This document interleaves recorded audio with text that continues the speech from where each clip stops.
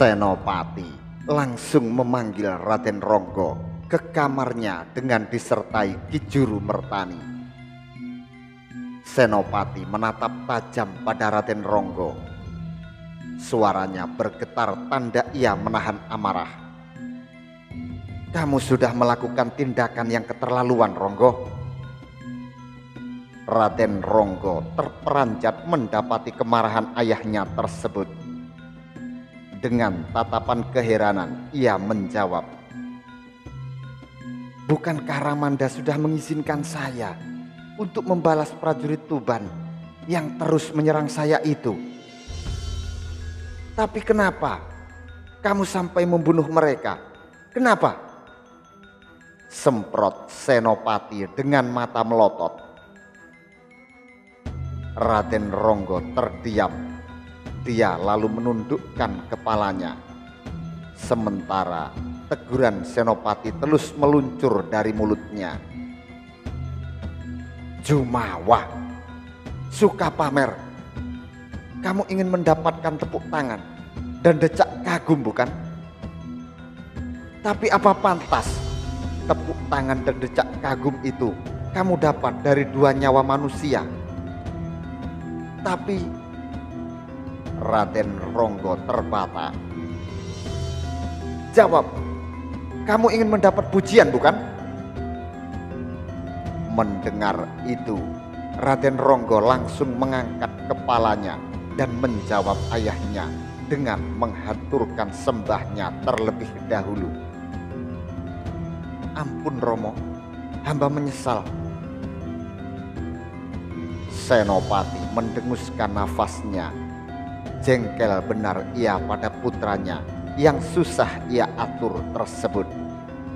Entah sudah berapa kali nasihatnya meluncur untuk anaknya yang senang mengumbar kesaktiannya di hadapan orang banyak tersebut. Dan kali ini apa yang Raden Ronggo lakukan benar-benar sudah keterlaluan karena membahayakan posisinya dan Mataram di mata Sultan Pajang dan orang-orang Pajang. Senopati kemudian bersandar pada tiang kamarnya sambil mendengus-denguskan nafasnya, menahan kejengkelan hatinya.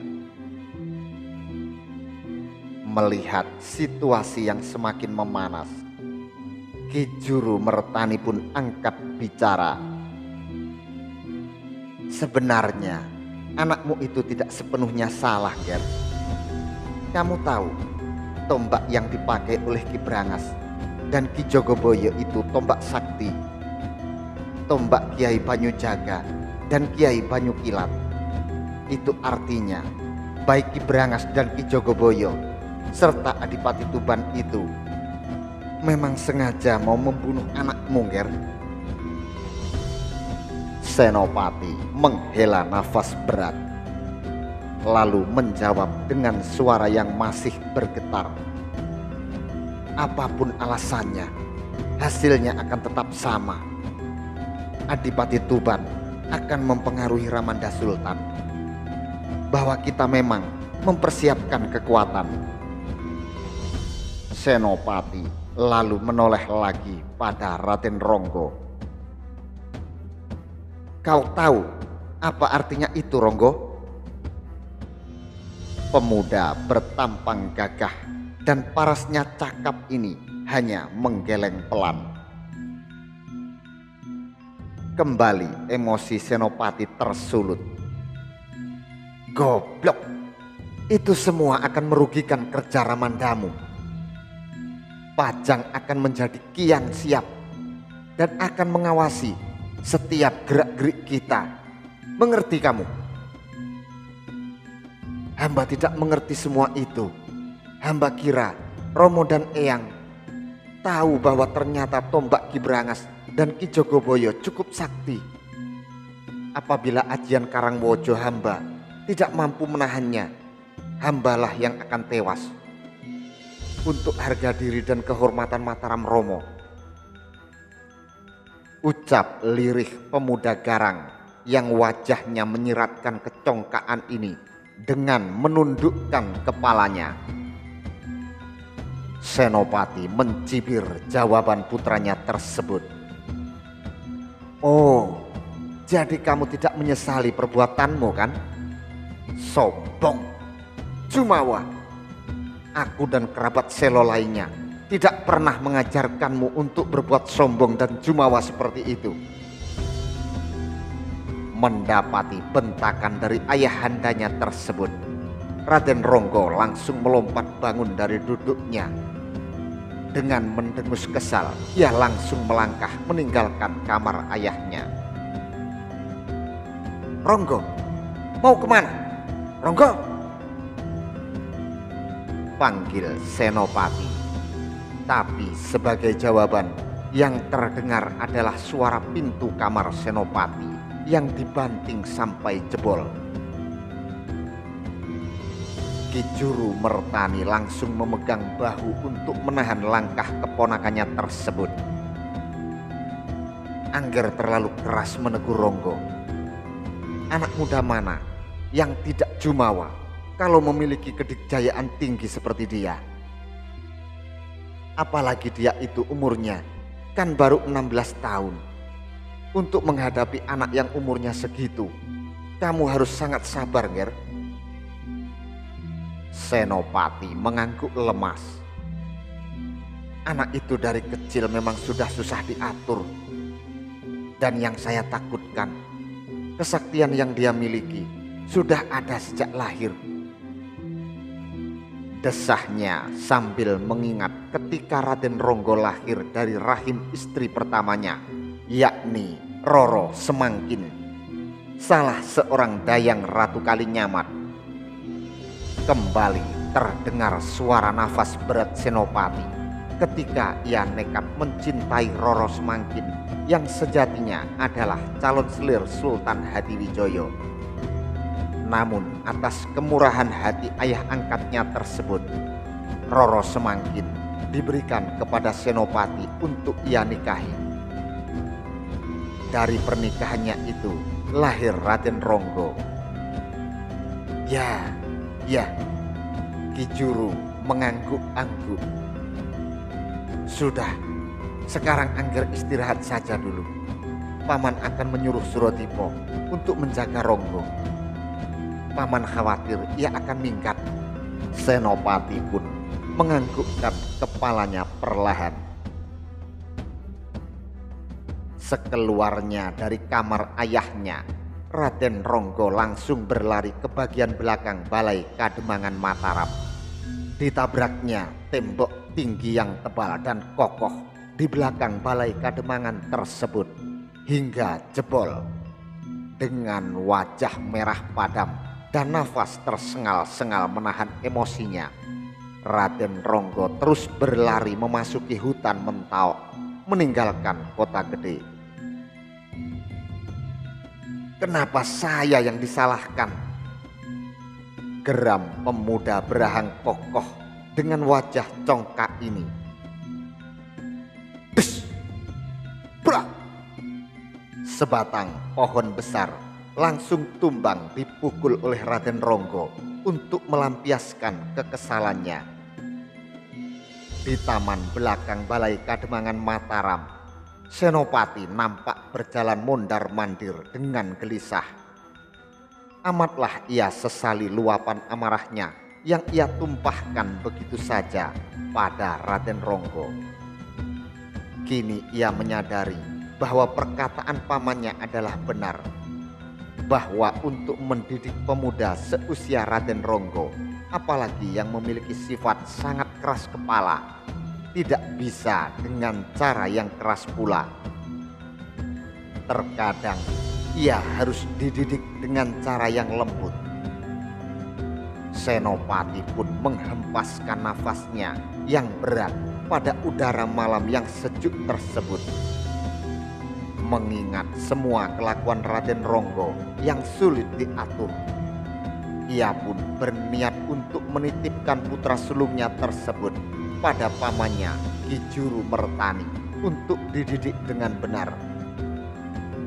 Lamunan Senopati terhenti ketika Ki Juru Mertani datang bersama dengan Tumenggung Surodipo. Sang Tumenggung kepercayaannya ini pun menjurah hormat padanya. Cari Ronggo sampai dapat, suruh dia untuk pulang. Perintah Senopati terhenti sebentar saat ia melirik pada Ki Juru Mertani. Kemudian ia kembali menatap Surodipo yang masih menundukkan kepalanya. Kalau perlu paksa dia untuk pulang. Tumenggung Surodipo pun menjurah hormat mendapati perintah Senopati yang tegas tersebut. Daulat Gusti. Seperginya Surodipo, Senopati pun mensidekapkan kedua tangannya seraya menghela nafas panjang. Kenapa kejadiannya seperti ini? Saya yakin Adipati Tuban pasti akan ngoceh yang tidak-tidak pada Ramanda Sultan. Tapi Pangeran Benowo juga menyaksikan peristiwa naas tadi. Ya, mudah-mudahan Pangeran Benowo lebih bisa mempengaruhi Kanjeng Sultan, sahut Ki Juru Mertani. Sementara itu Surodipo mulai memasuki hutan untuk mencari Raden Ronggo. Sesuai dengan nalurinya, diingatnya baik-baik pelajaran dari almarhum ayahnya yang ahli berburu untuk mencari jejak di malam hari. Sedangkan matanya terus memperhatikan keadaan di sekitarnya yang remang-remang diterangi cahaya dari obor yang dipegang tangan kirinya. Usaha Tumenggung muda ini nampaknya tidak sia-sia. Ia mendapati sebatang pohon besar yang roboh di tengah hutan.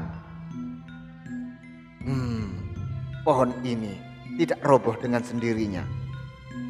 Pohon ini pasti roboh oleh pukulan Raden Ronggo. Pikirnya ketika memperhatikan bagian pohon tersebut yang patah. Surodipo pun terus melesat ke bagian hutan yang lebih dalam. Di bagian hutan yang paling lebat, ia melihat sesosok manusia yang sedang duduk di atas sebuah batang pohon yang roboh, termakan usia. Surodipo pun menghampirinya, dan benar saja, orang itu adalah Raden Ronggo yang sedang duduk sambil berkali-kali menepuk nyamuk yang berani hinggap serta menghisap darahnya. Raden, sapa Surodipo pada pemuda berahang kokoh dan tulang alis menonjol tersebut. Sebaiknya Raden pulang, karena Ramanda Raden sedang mencemaskan Raden. Lanjut Surodipo dengan sopan dan lembut. Raden Ronggo mencibir, lalu mengangkat wajahnya. Dengan wajah mencibir yang membuatnya semakin nampak congkak, ia berucap, "Aku tidak mau pulang." "Kenapa?" "Maaf, kalau Raden masih enggan untuk menemui Gusti Senopati, mungkin Raden bisa meminta nasihat terlebih dahulu pada Gusti Juru Mertani,"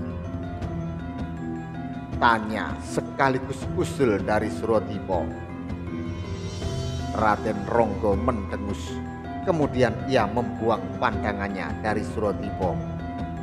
Ia menatap jauh ke depan seolah menembus kelebatan hutan.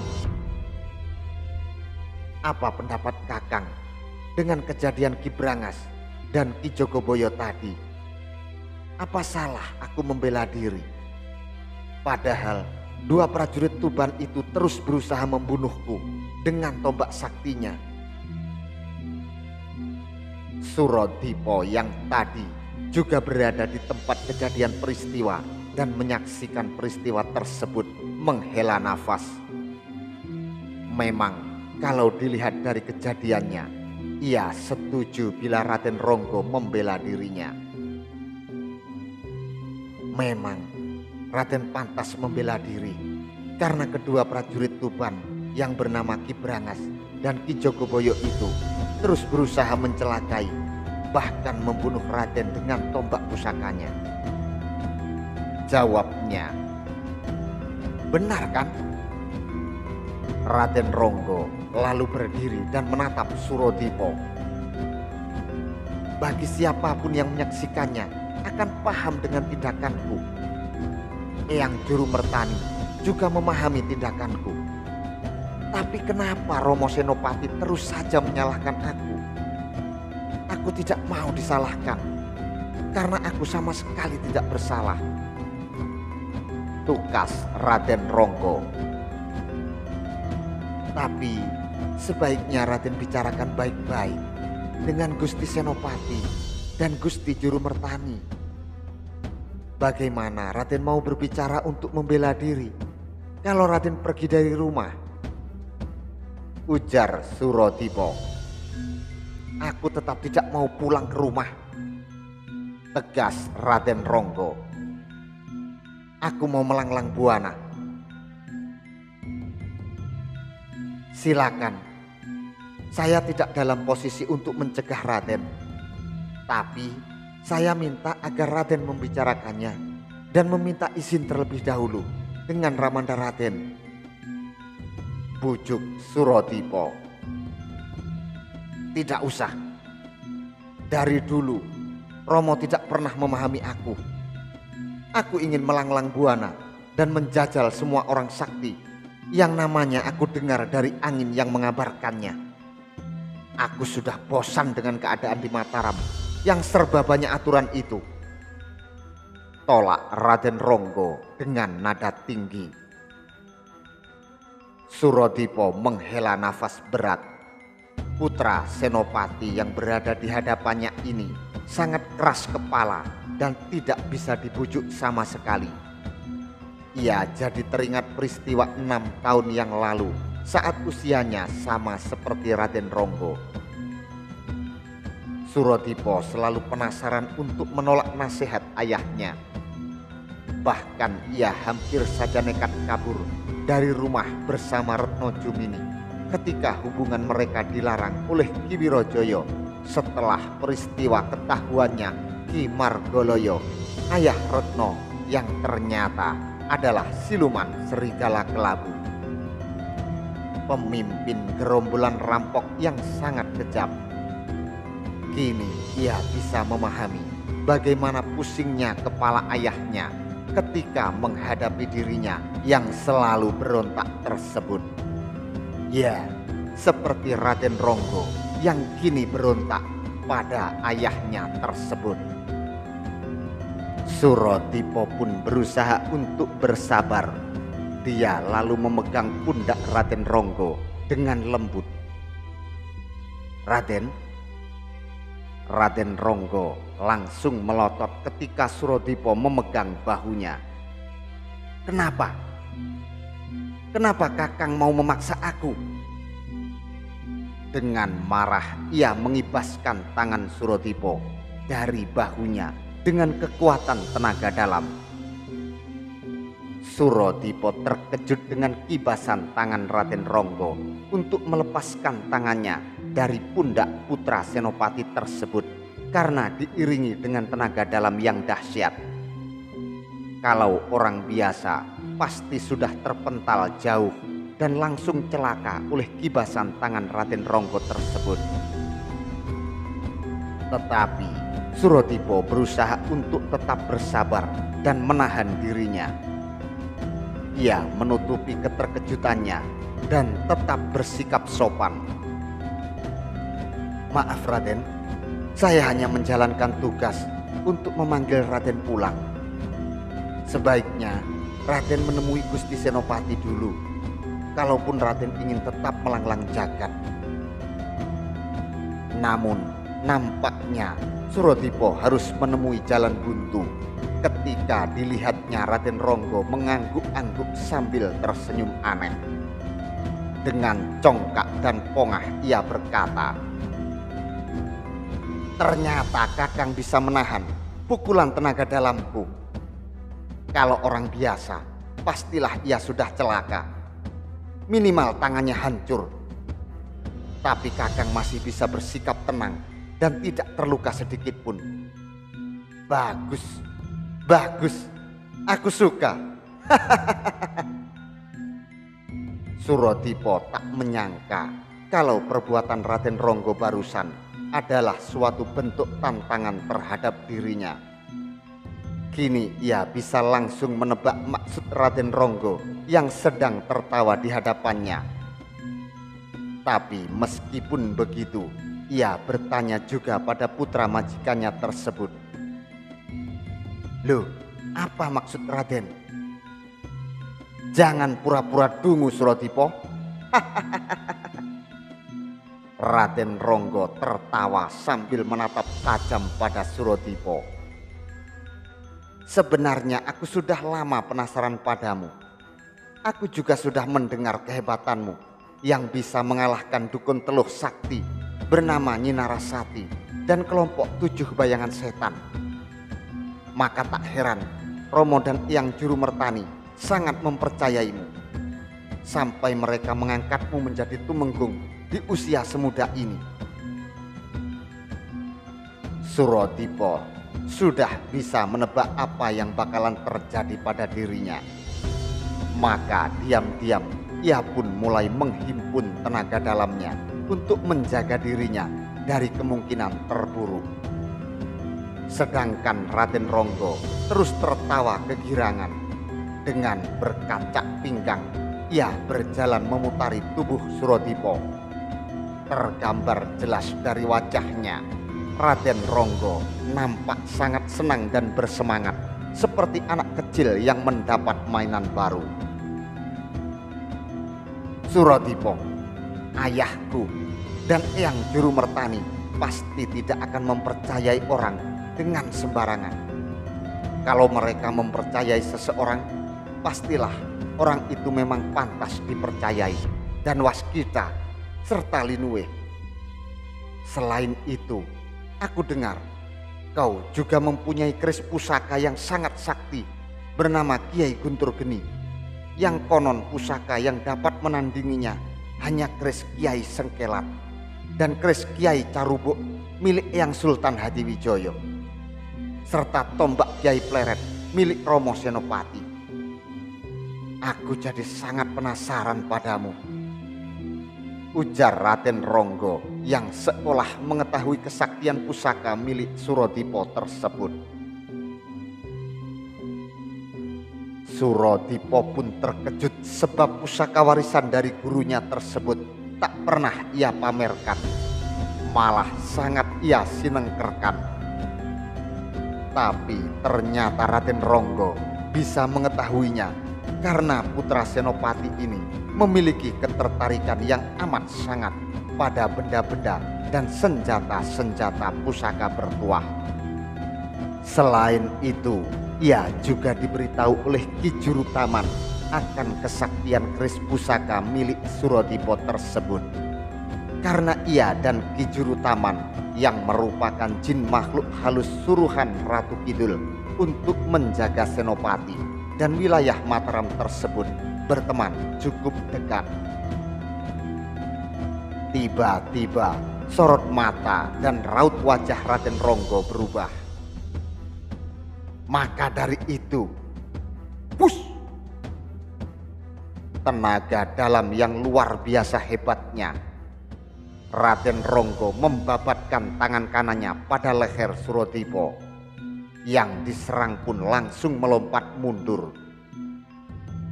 Aku akan tuntaskan rasa penasaranku padamu di malam ini. Ayo, kita mengadu kesaktian Surodipo.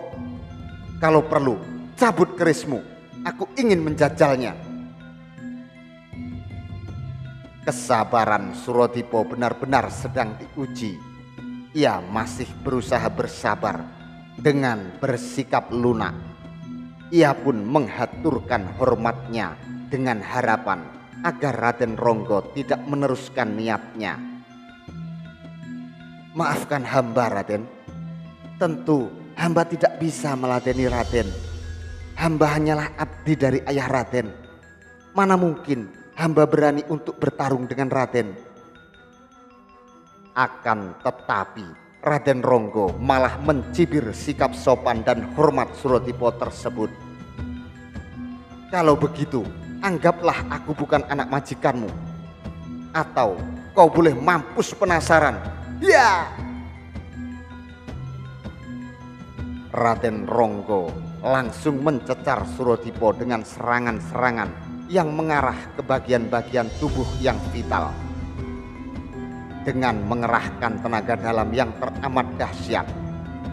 Saking hebatnya tenaga dalam Raden Ronggo, angin pun berseoran seolah angin badai sedang bertiup yang keluar dari setiap gerakannya. Ranting-ranting berterbangan, daun-daun berguguran karenanya. Pohon-pohon besar pun langsung bertumbangan ketika terkena pukulan atau tendangan Raden Ronggo. Tetapi Suratipo masih berusaha bersabar. Ia hanya terus menghindar tanpa berusaha menangkis, apalagi membalas serangan Raden Ronggo. Sialan, jika terus begini aku bisa konyol. Tapi meladeni dia juga makin salah. Aku harus terus berusaha menghindar. Jangan sampai menangkis, apalagi membalas serangannya. Jangan sampai terjadi benturan tenaga dalam dengannya, agar dia tidak semakin penasaran padaku. Gerutu Suratipo dalam hatinya. Jadi kamu hanya becus menghindar seperti kucing yang dikejar anjing. Baik kalau begitu, ladenilah Aji Bayu Geniku ini. Ejek Raden Ronggo sekaligus memperingatkan Suratipo. Hush, hush, hush. Lidah api disertai angin teramat panas yang amat dahsyat terus menyambar-nyambar Suratipo yang keluar dari kedua tangan dan mulut pemuda sakti anak majikannya tersebut. Udara menjadi sangat teramat panas. Hutan tersebut pun langsung memerah menjadi lautan api karenanya. Diam-diam Suratipo pun membentengi dirinya dengan ajian Rajah Penyangga Langit agar tubuhnya tidak terbakar Aji Bayu Geninya Raden Ronggo. Sekaligus memanggil ajian Lembu Sekilan untuk membelokkan serangan-serangan Raden Ronggo. Kalau hanya becus menghindar, baik, aku sudah tidak penasaran lagi. Tapi kau harus mampus di tanganku.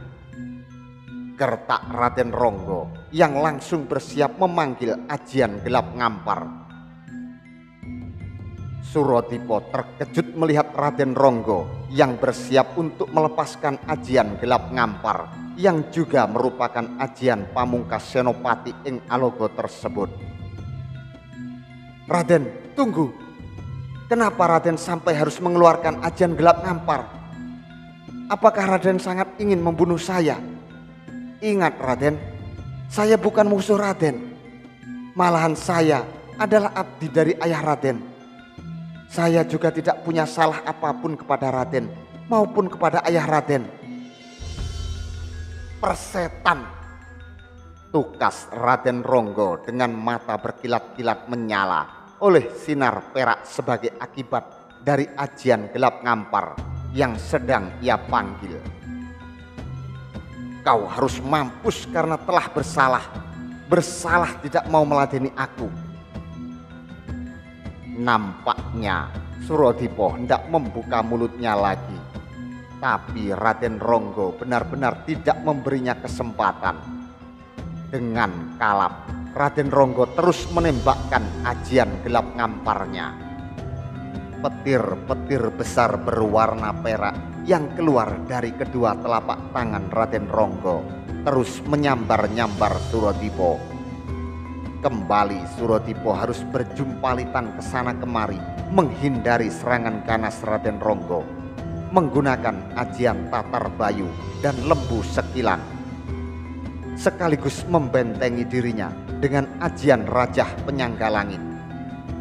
Ledakan-ledakan gegap gempita pun bergema dan menggetarkan seantero hutan tersebut. Tenaga dalam Raden Ronggo benar-benar sangat hebat dan seolah tidak terbatas. Dia terus menembakkan ajian gelap ngamparnya menyasar Surodipo. Sampai saat ini Surodipo masih terus berusaha untuk menghindar. Meskipun ia tahu lama-kelamaan ia bisa kena celaka oleh pukulan maut tersebut. Tak mau konyol, maka Surodipo pun terpaksa mengambil sebuah keputusan yang berani untuk mengakhiri masalah yang semakin rumit tersebut. "Raden, tunggu!" bentak Surodipo dengan tenaga dalamnya yang menggema ke seantero tempat tersebut, bahkan sampai menggetarkan bumi yang dipijak Raden Ronggo. Pemuda yang berangasan ini pun menghentikan serangannya karena ia terkejut oleh bentakan Surodipo yang menggetarkan jantungnya. Bahkan dadanya serasa dipukul oleh palu. Telinganya berdengung sakit-sakit seolah ditusuk-tusuk oleh bentakan prajurit ayahnya tersebut. "Bagaimana kalau kita membuat kesepakatan?" usul Surodipo. "Kesepakatan apa?" tanya Raden Ronggo dengan wajah merah padam dan mata melotot karena dadanya dipenuhi hasrat untuk mencoba kesaktian orang kepercayaan ayahnya tersebut. "Maaf, sebelumnya saya bertanya dulu. Apakah niat Raden ingin membunuh saya atau mencoba kesaktian saya?" "Aku hanya ingin mencoba kesaktianmu. Aku tidak punya niatan untuk membunuhmu. Tetapi kalau kau sampai terbunuh, itu bukan salahku. Itu hanya kau saja yang apes," jawab Raden Ronggo dengan mencibir. Sehingga nampak benar kecongkaan dan kepongahannya ini